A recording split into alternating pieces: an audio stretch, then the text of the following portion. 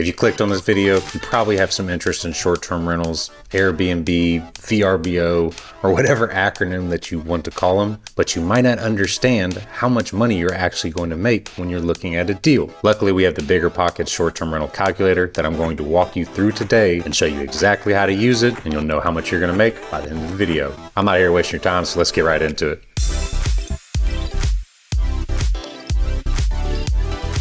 As you can see, I'm on BiggerPockets.com, which I'm in the on-market deal finder section. You go to find deals, on-market deal finder. This is where y'all be. I'm in one of my favorite markets near Houston, Texas, which is near me. It is called Waco, Texas. It's had quite a boom over the last few years, so regulations are tightening in a few areas. My main caveat to this property is I have not called the county myself to see if this would be allowed fully as a short-term rental. I know there are certain areas that are allowed to be short-term rentals in Waco. They just need to be a certain amount of distance from others. I haven't done my full due diligence in that, so if you're interested in this property, make sure you do that extra research before you go further into it. I found this property on the deal finder. It is a 3-bed, 2-bath, about 1,200 square feet, listed at $209,900. It always cracks me up when agents list it just barely under. So really $210,000. You type that address into something like AirDNA is what I'm using right now. There's Mash Pfizer, Price Labs, a few others out there, but I personally use AirDNA and love it. They are very accurate in a blanket average of what they will project with the property that you have. One thing to note is that they do include the cleaning fees in the projected revenue. That's something people forget, but we'll show how to counteract that in the calculator as you do it. So I type in the address. It shows that it's going to make $44,000 basically in revenue with a 56% occupancy and a $216 average daily rate.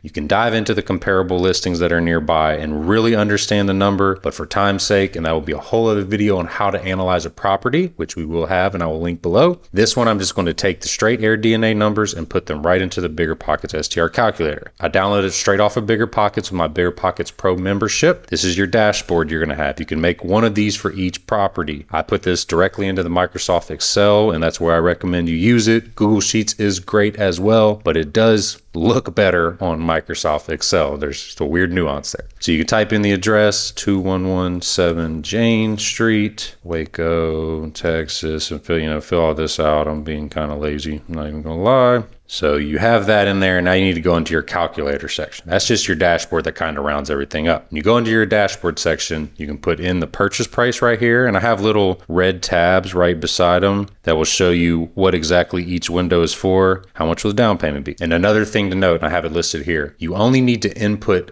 data on the green cells. Blue cells will auto-populate. So as you watch this, I'll just type 209,900. Actually, we do 209,000 just for fun. I have it as a 20% down payment, which is pretty typical. I'll change it to 25 just to show you on the video how things change. Closing costs, they're typically going to be between 2 to 5%. I'll put 3% here. Renovation cost, these are all quick. It looks pretty decently renovated. Yeah, it's a newer place. I mean, I'm sure there will be a few things that still stick out from a short-term rentals perspective that you need to fix. So let's just put 10,000 for now. Setup and furnishing, and this number can vary greatly depending on how luxury it is or how many amenities you are adding, but I think $25 a square foot is a good base average for a property like this. So let's take 2,500, 30,000. I'll leave it at 35,000 for some extra, probably putting a hot tub in there. Actually, I'm gonna make it 40 because I probably would put a bigger hot tub and nicer. Legal cost, that will all change as well. Your all-in cost is about 111,000. This after value repair is just a number. Since the place is pretty much turnkey, let's just put 215. This will come into play in some of the advanced financials, which I'm not going to go into in this video. I'm just showing you the basics of the calculator right now. Interest rate, let's say it's about 7.5.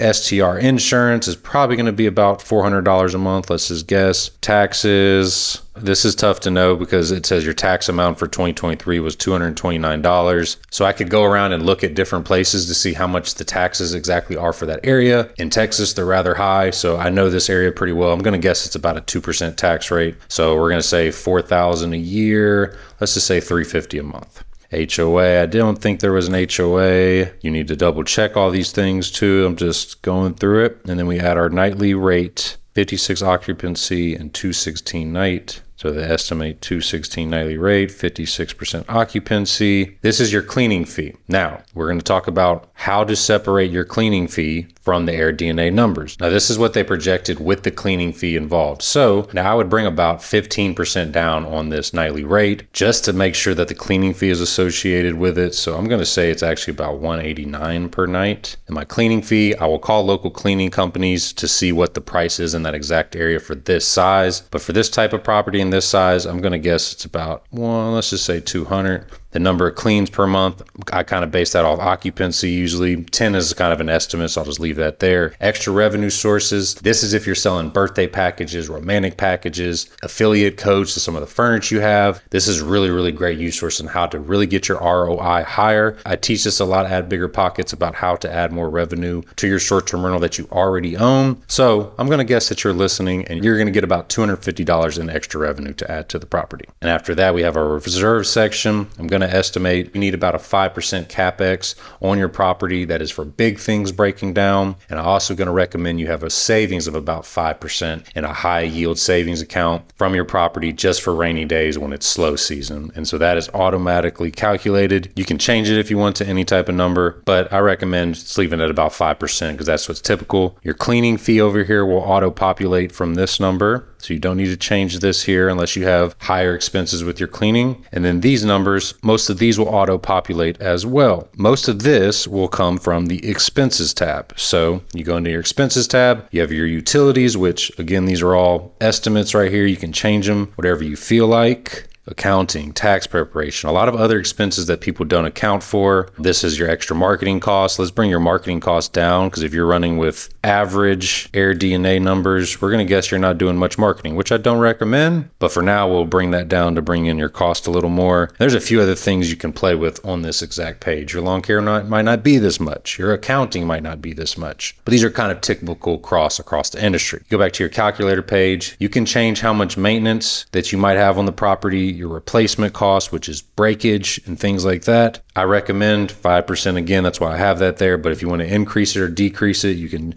just click on the yellow 0.1, 0.05. That's how you change the percentages in there. Management fee. I recommend self-managing, but if you do not, this is when you would put in your management fee. So say it's 15%. OTA fees, typical Airbnb is 3%. I would just leave this as 3% because most of the time you'll be able to increase your charges on VRBO and Booking.com that charge higher commission fees. We have our advanced financial section over here too, which I'm not going to get into today, but it really helps you understand the deep dive, which I know if you're a BiggerPockets fan, you will really love to see these type of numbers. But as we can see, one of the main numbers we look for is the yearly operating income, which calculates your expenses and revenue and your cash on cash return. As you can see right now at this price, this deal is not a good deal. I instantly know negative 11%, almost 12% cash on cash return.